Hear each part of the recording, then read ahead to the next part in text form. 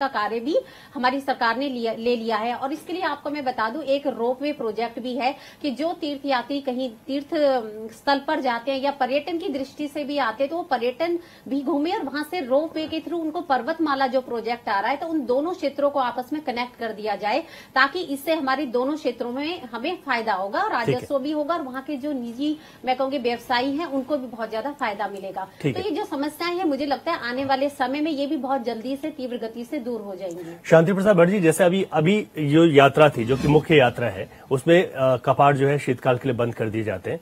इस यात्रा को अगर देखें, जो सरकार की तैयारियां थी, क्योंकि यात्रा से पहले तैयारियां होती है और उसी के बाद शीतकालीन यात्रा, हालांकि इस यात्रा में कितने श्रद्धालु आएंगे अभी तो शुरुआत है, कम संख्या तो होगी, लेकिन जो तैयारी इस यात्रा को लेकर आप देखते हैं और आप शीतकालीन यात्रा की जो बात हो रही है उसको देखते हैं, तो इससे कैसे समझा जा सकता है सरकार कितनी गंभीर है और जो बात करती है उन बातों पर कितना खरा उतरती भी है?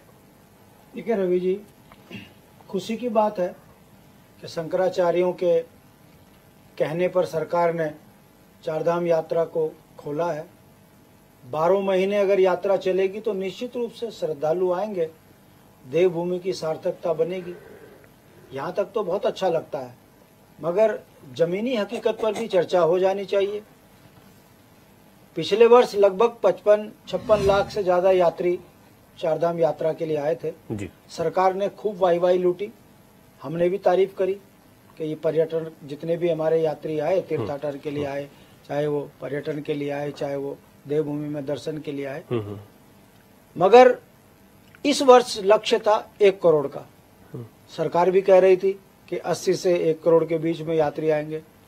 क्या कारण है इस बार 40-45 लाख पे ही सरकार यात्रियों को जो है यात्रा करा पाई? कौन दोषी है?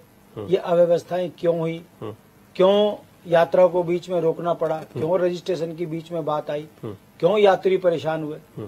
ये तमाम चीजें हैं जिससे आज एक बात बहुत साफ निकल कर आ रही है, आज उत्तराखंड जाम से परेशान है। कहने का मतलब है, पैदल चलने वाला ये शहर था, चाहे देहरादून हो, चाहे पर्वतीय क्षेत्र हो। अब गाड़ियों की संख्या बढ़ गई, वो चाहे दिल्ली हो, हरियाणा हो, गुजरात हो, राजस्थान हो, कलकत्ता हो, सभी जगह से गाड़ियां भर भर कर आती हैं। अब देवभूमि के अंदर स्थिति ये हो गई कि अस्थायी राजधानी देहरादून में तो अव्यवस्था हुई ट्रैफिक जाम की। अभी पहाड़ों में चले जाइए, उत्तरकाशी में जाम, मसूरी में जाम, धनोल्टी में जाम, कद्दूखाल में जाम, टिहरी में जाम, चंबा में जाम, फिर देवप्रयाग में जाम, श्रीनगर में जाम, रुद्रप्रयाग में जाम, अगस्त्यमुनि में जाम, जोशीमठ में जाम, अब आ जाइए कुमाऊं में, भवानी में जाम, नीम करोली बाबा के मंदिर में चले जाओ, वहां जाम, पिथौरागढ़ जाम, अल्मोड़ा जाम, हल्द्वानी जाम। एक दिन की समस्या नहीं है, पिछले 10 सालों में लगातार उत्तराखंड का आम जनमानस, वो चाहे सर्विस क्लास हो, चाहे तीर्थाटन हो, चाहे पर्यटन हो, जो भी आ रहा है वो यहाँ एक ही शिकायत करता है कि उत्तराखंड में व्यवस्थाएं सड़कों की ठीक नहीं है। जाम के कारण हम यात्रा में असुविधाएं झेलते हैं, जिस कारण महंगाई और होटलों के अंदर रह पाने की स्थिति नहीं हो पाती, हम परेशान होकर जाते हैं, हमारी यात्रा में हमको दिक्कत आती है। अब आप सोचिए, सरकार तो जो रोड कनेक्टिविटी है, ऑल वेदर रोड है, सुरंगें बन रही हैं। देखिए, ये सुरंगें जो बन रही हैं, आप कह रहे हैं मुझे बहुत अच्छा लग रहा है। आप बताइए, अगर ऑल वेदर रोड का व्यवस्था ठीक है तो फिर ये जाम की समस्या क्यों आ रही है ऑल वेदर रोड में? और अगर वाकई उत्तराखंड में केवल ऑल वेदर रोड है तो उत्तराखंड का मूल निवासी कहाँ जाएगा? ब्रांच रोडों की हालत ये है कि जरा सी बरसात होती है, 15-15 दिन तक सड़कें जाम होती हैं। ब्रांच रोडों की हालत आपको मरचुला की घटना और भवन की घटना बताने के लिए काफी है। पौड़ी और ऋषिकेश वाले मार्ग में हर हफ्ते में गाड़ियां गिर रही हैं। कहने का मतलब है ये अव्यवस्थाएं हैं। सरकार के पास अब एक चुनौती है कि यात्राएं आपने चारधाम की शुरू कर दी, स्वागत को योग्य कदम है, बधाई दी जा सकती है। जो काम कांग्रेस को अपने शासन काल में करना चाहिए था नहीं कर पाई, एज भारत भाजपा ले गई, खुशी की बात है। मगर अब जो अव्यवस्थाएं होंगी उस पर भी सवाल, क्या भारतीय जनता पार्टी की सरकार ये बता पाएगी? अभी इसी पैनल पे एक बात निकल कर आई, कांग्रेस के प्रवक्ता भाई नौटियाल जी ने कहा कि यात्री अपने आराध्य के दर्शन करने जा रहा है, सड़क में कहीं कोई पार्किंग नहीं है, अब उसने गाड़ी साइड में लगाई और पुलिस वाले ने लगा उस पर। और ऐसे में यदि 5-5 हजार के चालान काटोगे तो आप बताइए, सरकार को दोष नहीं देंगे तो किसको दोष देंगे? क्या सरकार को मालूम नहीं है? या तो सरकार उन गाड़ियों को गुरुकुल नार्सन में रोक दे और उत्तराखंड का जो ड्राइवर है, उत्तराखंड की गाड़ियां हैं वो लेकर जाएं, यात्रा कराएं और उसके बाद उनको उनकी गाड़ी जो है गुरुकुल नार्सन में वहां तक छोड़ के आए। बाहर की गाड़ियों पर रोक लगाए, या तो सरकार ऐसा करे। और यदि सरकार बाहर की गाड़ियों को उत्तराखंड के अंदर खुली छूट दे रही है तो कम से कम यात्रियों के साथ ऐसी अभद्रता तो नहीं होनी चाहिए कि एक तरफ जाम लगा हुआ, गाड़ी हिल नहीं रही है, दूसरी तरफ आपने उस पे टायर पे लॉक लगा दिया। अब वो अगर यात्री 3 घंटे बाद नीचे उतर कर आएगा तो कद्दूकाल की स्थिति क्या होगी? श्रीनगर में वही हाल अगस्तमुनि में है, वही कैंची धाम में है, ट्रैक एक ही है। कैसे लूटा जाए, अव्यवस्थाएं फैल जाए, कोई फर्क नहीं पड़ता, मगर यात्री की जेब में कैसे जो है पार्किंग के नाम पर आप, तो लगता है कि कहीं ना कहीं ये जो सवाल बन रहे हैं इस पर रोक तभी लगेगी जब सरकार इसके लिए कोई व्यवस्था बनाएगी। क्या सरकार को पार्किंग नहीं बना देनी चाहिए?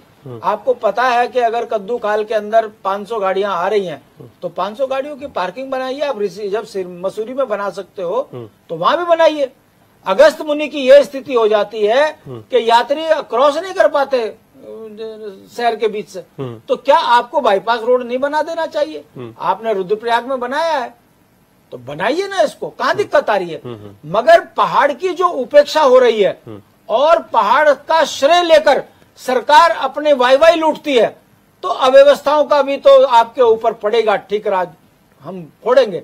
मगर दुख की बात यह है कि सरकार केवल और केवल एक सूत्रीय कार्यक्रम पे लगी है कि कैसे राजस्व कमाया जाए, कैसे बड़े बड़े प्रोजेक्ट में कमीशन खाया जाए, जिस कारण जो मूल यहाँ का है वो अपनी ही सड़कों में, अपने ही राज्यों में इन अव्यवस्थाओं से दो चार हो रहा है और सवाल खड़े कर रहा है। दुख की बात है, इसके समाधान के लिए दोनों राष्ट्रीय पार्टियों ने अभी तक कोई ठोस नीति नहीं बनाई है। आप कब तक ट्रेन की बात करोगे, कब तक ऑल वेदर की बात करोगे? सड़क पर आपकी जमीनी हकीकत जनता खोल देती है, ये ना हो इसके लिए हम उम्मीद करते हैं कि सरकार सड़कों का जाल बिछाए, बाईपास रोड बनाए, पार्किंग बनाए, ताकि चारधाम यात्रा सुचारू चल सके और जो हमारे वहाँ के व्यापारी भाई हैं उनका व्यापार भी ढंग से चल सके, जो हमारे पंडे पुरोहित हैं वो भी खुशी खुशी दर्शन करा सके, ताकि देवभूमि का सार्थकता सिद्ध हो। ऐसा अगर भाजपा करेगी तो हमें बड़ी अच्छी खुशी होगी।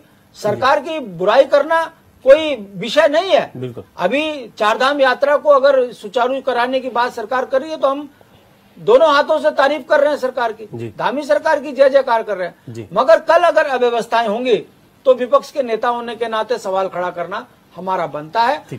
उम्मीद करते हैं धामी सरकार इस पर भी ध्यान देगी और पहाड़ों में जो है जाल सड़कों का बिछाएगी, बाईपास रास्ते बनाएगी, पार्किंग बनाएगी, यात्रियों को सुविधा देगी, तो ये भी बहुत अच्छा रहेगा। देखना है आगे कैसे सरकार इस यात्रा को सुचारू चलाएगी। बिल्कुल हाँ, उसके लिए थोड़ा सा इंतजार करना पड़ेगा। और प्रेम पंचोली जी, क्योंकि अब इस यात्रा की जो शुरुआत हो रही है, ऐसा लगता है कि चलिए ये तो शुरुआत है, लेकिन आने वाले कुछ सालों में हम देखेंगे कि ये यात्रा भी रफ्तार पकड़ेगी और लोग जो हमारे शीतकालीन प्रवास हैं उनके बारे में भी जो नई युवा पीढ़ी है वो जान भी सकेगी, क्योंकि कई लोग इस बात से अपरिचित होते हैं तो उनको भी इसके बारे में पता चलेगा। साथ ही जो रोजगार और आर्थिक से जुड़ी हुई चीजें हैं वो तो ठीक है, लेकिन सवाल ये भी है कि जो व्यवस्थाएं हैं, क्या लगता है कि शीतकाल में ज्यादा दिक्कतें नहीं आएंगी क्योंकि बहुत ज्यादा भीड़ नहीं होगी? सिर्फ मौसम और अन्य जो चीजें हैं उसको अगर सरकार कर दे तो ये यात्रा बहुत बेहतर तरीके से संचालित किया जा सकता है इसको। बिल्कुल, शीतकालीन यात्रा यदि शुरू होती है तो आप टोटल इसको वर्ष फल की यात्रा मान दीजिए ना। हाँ। कि पूरे साल भर यात्रा हो रही है। शीतकाल के लिए तो नीचे इस तरह जहाँ हमारे भगवान बद्री विशाल, केदार बाबा और यमुनोत्री गंगोत्री आते नीचे इस तरह तक, वहां तक सड़कें हैं जी। तो इसलिए ये है कि ये यात्रा बहुत सुखद हो सकती है। और मैंने पहले कहा कि यात्रा की एक तो कंटिन्यूटी रहेगी, एक व्यवस्थित हो जाएगी यात्रा, तो अपने आप ही व्यवस्थित हो जाएगी। कि माना कि हमने अपने प्लान अभी बनाया, इस दिसंबर के महीने बनाया कि हम अप्रैल में यात्रा करने जा रहे हैं जी, और अप्रैल आते हमारा प्लान कैंसिल हो गया कि अब नहीं जाएंगे हम। ऐसे बहुत सारे यात्री हैं कि जिनका प्लान जो 100 लोग अगर यात्रा करने आना चाहते हैं उनमें से 50% लोगों का कैंसिल होता है और उसमें 50% कैंसिल हो जाता है, 100% और जुड़ जाता है अनियमित जो होता है। जी। और जब साल भर यात्रा चलती तो आदमी प्लान बनाता, चल यार मैं आज हरिद्वार तक आ रखा हूँ, सब परिवार हरिद्वार आ रखा हूँ, चलो मैं आज कर लेता हूँ बाबा केदार के दर्शन ऊखी मठ जा करके। तो क्या है कि यात्रा व्यवस्थित अपने आप हो जाएगी, सरकार को करने की जरूरत नहीं। सरकार को 2 काम करने की जरूरत है। एक तो इसका एडवर्टाइजमेंट करना है कि चारों धाम खुले हैं और चारों धामों से पहले बहुत सारे और भी धार्मिक स्थल हैं। अगर आप केदारनाथ बद्रीनाथ जाते हैं तो आपको जो है श्रीनगर से शुरू हो जाता है ना। और यदि आप यमुनोत्री गंगोत्री जाते हैं तो लाखा मंडल और विकासनगर से बाड़वाला से शुरू हो जाता है धार्मिक स्थल जी, है ना जी। तो लोग क्या है कि जब आप जहाँ तक सड़क जाती है उससे पहले जो स्थल है उनको भी लोग देखना चाहेंगे। मैं तो जब लोगों को